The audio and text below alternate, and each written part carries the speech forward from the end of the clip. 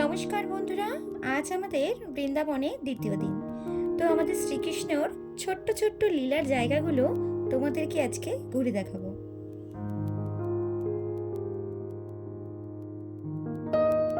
High বন্ধুরা, good morning. কেমন আছো তোমরা সবাই? আশা করছি তোমরা সবাই ভালো আছো, আর আমিও কিন্তু খুব ভালো আছি। তো চলো তোমাদেরকে আজকে দেখাবো হচ্ছে বৃন্দাবন, কারণ আমরা কালকে বৃন্দাবনে পৌঁছে গেছি, বাট আমরা কালকে ভিডিও করতে আর পারিনি। তো আমরা কালকে এসেছি কালকে 9টার সময় আমরা বৃন্দাবনে পৌঁছেছি, আর এটা হচ্ছে ভারত সেবাশ্রম। তো চলো তোমাদেরকে আমি পুরো হোটেলটা ঘুরে দেখাই। আমরা বৃন্দাবনে কোনো হোটেল নেইনি, ছিলাম আমরা ভারত সেবাশ্রমে, যেখানে অনেক ফেসিলিটি ছিল যা জানলে তোমরা অবাক হয়ে যাবে। তো ফার্স্টেই দেখো, এখানে যিনি যার আশ্রম আর কি, তেনার এখানে আর কি মূর্তি রয়েছে। এখানে তারা পুজো দেওয়া হয়। আর সব থেকে আমার যেটা ভালো লেগেছে এখানকার হচ্ছে ডিসিপ্লিন, খুব সুন্দর ডিসিপ্লিন। আর এখানে কিন্তু ডক্টরেরও ব্যবস্থা রয়েছে। আর এখানে কিন্তু খুব বাদরের উৎপাত, যেটা তোমাদের দেখতেই পাচ্ছ।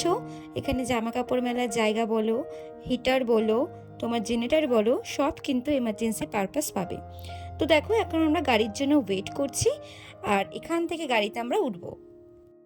বন্ধুরা, এখন আমরা বেরিয়ে গেছি বৃন্দাবনের উদ্দেশ্যে, নন্দগাম ফার্স্টে যাব আমরা, তারপরে বারসানা হয়ে গোবর্ধন হয়ে তারপরে আবার মথুরায় আসবো। তো চলো তোমাদেরকে সাথে নিয়ে আজকে ব্লগটা শুরু করলাম। আই হোপ যে তোমাদের আজকে ব্লগটি ভালো লাগবে। তো সবাই একসাথে বলো রাধে রাধে। আমরা একদম আশ্রমের সামনে দিয়ে কিন্তু একটা গাড়ি বুক করে নিয়েছি। একটু দরদাম করে তোমরা নেবে, অবশ্যই দরদাম করতে হবে, কারণ এরা এখানে বিভিন্ন রকমের কিন্তু দাম চেয়ে বসে। তো রাস্তা যেতে যেতে একটা বাচ্চাকে দেখলাম, খুব খারাপ লাগলো। তাকে দেখে কিছু খাবার দিলাম, এখানে ভীষণ ঠান্ডা, আর কিছু লজেস দিলাম। ওরা কিন্তু খুব আনন্দ সহিতে নিয়ে নিল। তারপরে যাচ্ছি যাচ্ছি যাচ্ছি, বেশ ভালো লাগছে ওয়েদারটা। আর দেখো, পুরো মেঘলা ওয়েদার, আর কুয়াশা এত, তুমি যে এখান থেকে ওখানে অবধি আমরা কিন্তু কিছুই দেখতে পাচ্ছি না। আস্তে আস্তে কিন্তু রোদটা উঠলো।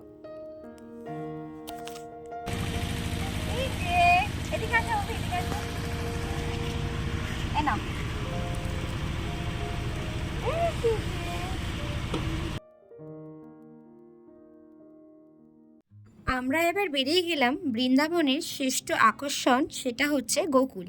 গোকুল, যার নাম শুনলে শ্রীকৃষ্ণের কথা ছাড়া আর কিচ্ছু মনে পড়ে না। তার যেমন অষ্টতম নাম বিখ্যাত, তেমনি অষ্টতম লীলাও কিন্তু বিশ্ববিখ্যাত।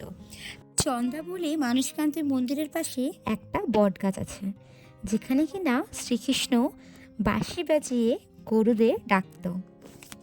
এই গোকুলে কালিয়া নাগ দমন, পুতনা রাক্ষসী বধ, ননিচুরি, কংসবধ, বিভিন্ন রকম কিন্তু কৃষ্ণের লীলা কথা রয়েছে।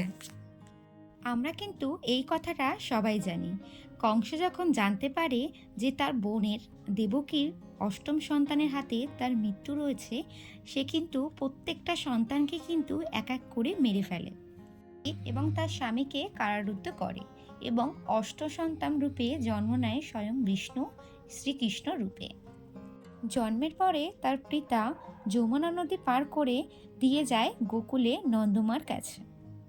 আর সেখানেই কিন্তু রয়েছে বিখ্যাত নন্দ আর যশোদার ভবন। এখান থেকে বেরিয়ে যাব নন্দ বাবার বাড়িতে। এখানে বেশ ভালো লাগলো, অনেকটা সময় কাটালাম, বেশ দেখলাম, বুঝলাম, ঘুরলাম। তো চলো এবার যাই নন্দ বাবার বাড়িতে।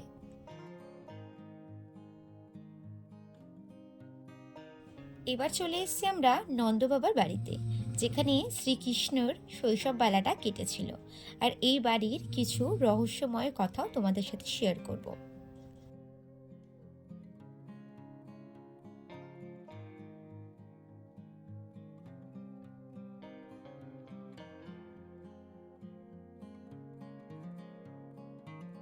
आता है बहनों, नंदगांव बरसाने का कहीं नाम नहीं आता।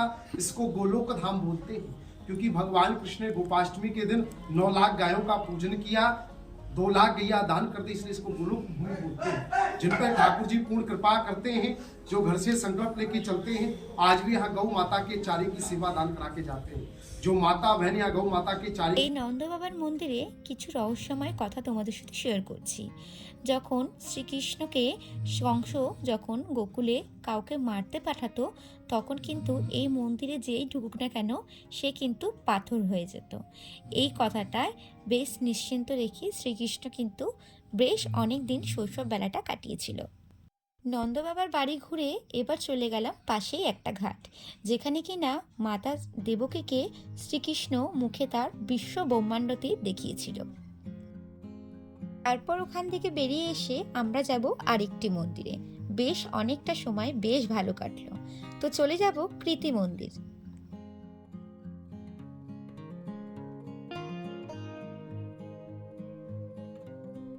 এই মন্দিরটির চত্বর বিশাল এরিয়া জুড়ে। আমরা তো মন্দিরের ভিতর প্রবেশ করতেই হতভম্ব খেয়ে গেছিলাম, যে কোন দিক দিয়ে যে ঢুকবো, কোন দিক দিয়ে যে বেরাবো বুঝতে পারছিলাম না। আর আমরা যখন ঢুকেছিলাম তখন কিন্তু প্রায় মন্দির বন্ধ হওয়ার সময়। দেখতে পাচ্ছ তো সব মানুষগুলো দৌড়াচ্ছে, ঠিক তাই। তখন বাজে প্রায় কিন্তু 12টা বাজতে 5 মিনিট বাকি। তার জন্য সবাইকে ডাকছে যে মন্দির কিন্তু বন্ধ হয়ে যাবে, তাড়াতাড়ি করে দর্শন করে নেওয়ার জন্য। অবশেষে শ্রী ভগবানের দর্শন পেলাম। সত্যি ঢুকেই যেন প্রাণটা যেন জুড়িয়ে যায় রাধাকৃষ্ণর সেই মূর্তি দেখে। এই বৃন্দাবনে সব থেকে কিন্তু একটা বড় নিয়ম হচ্ছে যে সব মন্দির আছে সব কিন্তু 12টার মধ্যে বন্ধ হয়ে যায়। তো এই নিয়মগুলো কিন্তু মেনে চলতে হবে।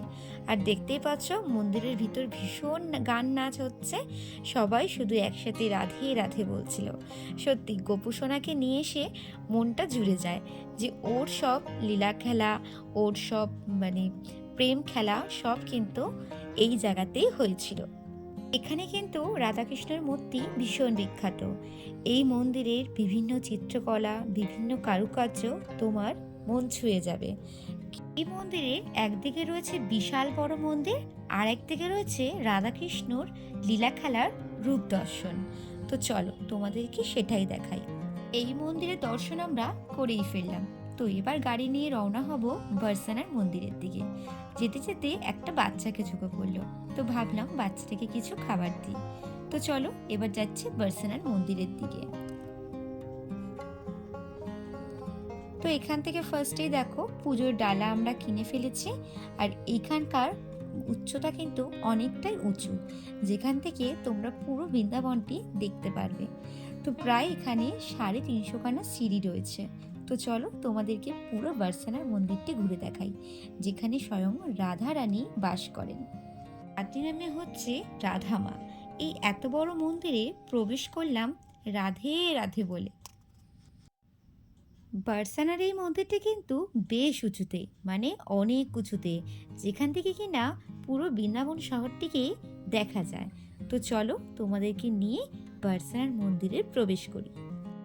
তো আমরা এই শহরটিকে দেখে উঠে গেলাম আরও উপরে, যেটা হচ্ছে বর্ষানার লাড্ডি মন্দির, যেখানে কিনা স্বয়ং রাধা রানীর কাছে। তাই সবাই একসাথে বলো রাধে রাধে।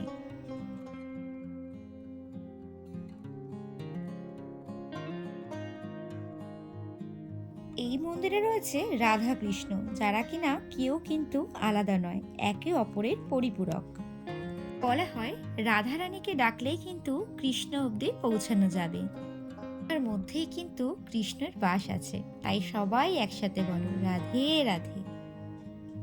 তো চলো বন্ধুরা তোমাদের পুরো মন্দিরটি দেখানো যাক এবারে।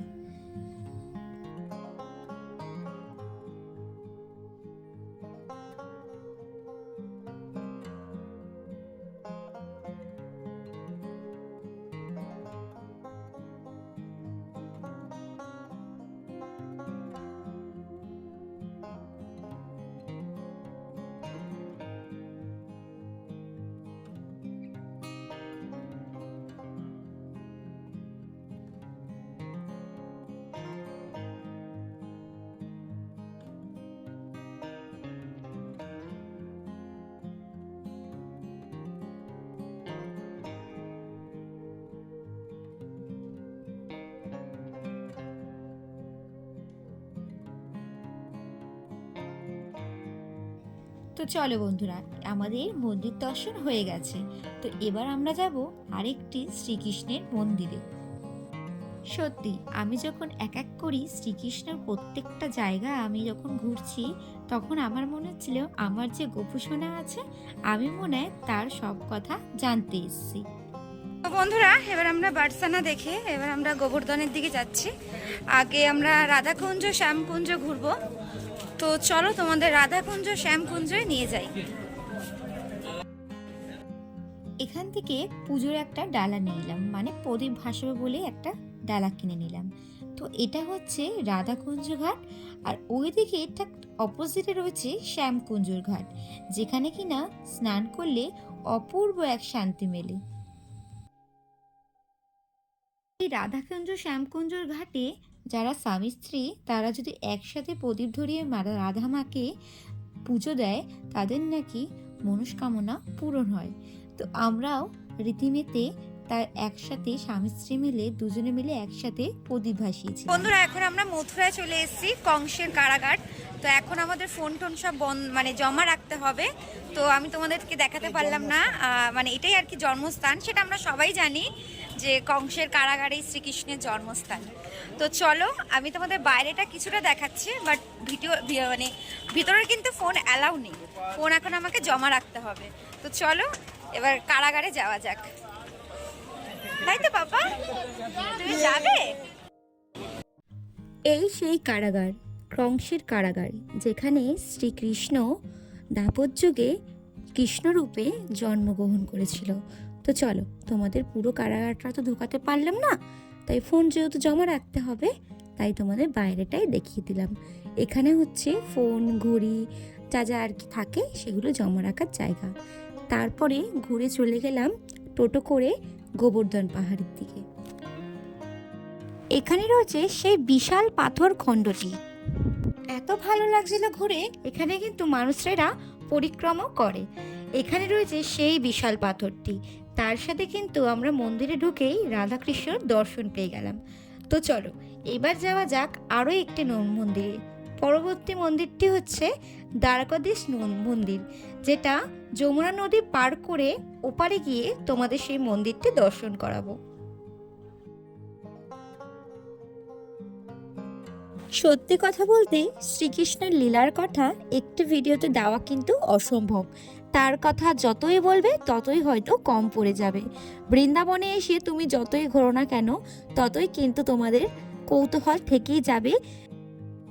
এখন আমরা দ্বারকাধীশ যাচ্ছি, এই জাস্ট লঞ্চ পার করলাম। তো চলো দেওয়া যাক ভিডিও। দ্বারকাধীশ মন্দিরে পৌঁছাতে আমাদের একটু প্রায় সন্ধে হয়ে গেছিল, প্রায় কিন্তু বাজে ওই সাড়ে পাঁচটা ছটার নাগাদ। এখানে কিন্তু সন্ধেটা অনেক দেরি করেই হয়, তো ওর জন্য ভাবলাম যমুনা নদীতে একটু প্রদীপ ভাসিয়ে দিই। তারপরে দ্বারকাধীশ মন্দিরে প্রবেশ করলাম। এখন যেহেতু ছটা এখনো বাজিনি, প্রায় 5-10 মিনিট বাকি রয়েছে, তো 6টার সময় শ্রীকৃষ্ণের দর্শন পাবো। তো চলো তার জন্য পুরো মন্দিরটি তার আগে তোমাদেরকে ঘুরিয়ে দেখালাম। এই হচ্ছে সেই কৃষ্ণের মন্দির, যেখানে কিনা একটু পরেই কিন্তু আমরা শ্রীকৃষ্ণের দর্শন পাবো। তো চলো তোমাদের দ্বারকাধীশ মন্দিরে শ্রীকৃষ্ণের দর্শন করিয়ে ফেললাম। তারপর চলে যাব সেই বিশ্রাম ঘাট, যেখানে কিনা বিশ্রাম ঘাটে কংসকে বধ করে শ্রীকৃষ্ণ প্রায় অনেকটা সময় কিন্তু এখানে এসে বিশ্রাম নিয়েছিল। তাই এই মন্দিরটিকে বলা হয়, মানে তাই এই ঘাটটিকে বলা হয় বিশ্রাম ঘাট। হোটেলে ফেরার পথে দেখা গেল এই প্রেম মন্দির। তো চলো এবার আমরা প্রেম মন্দিরে প্রবেশ করব।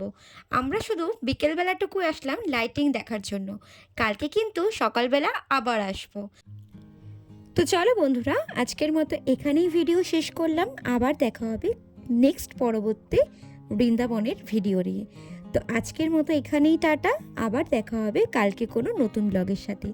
আজকের ভিডিওটি কেমন লাগলো অবশ্যই কিন্তু লাইক কমেন্টস করে জানাবে। ভালো লাগলে ছোট্ট করে একটা শেয়ার করে দিও। আজকের মতো টাটা, সবাই একসাথে বলো রাধে রাধে।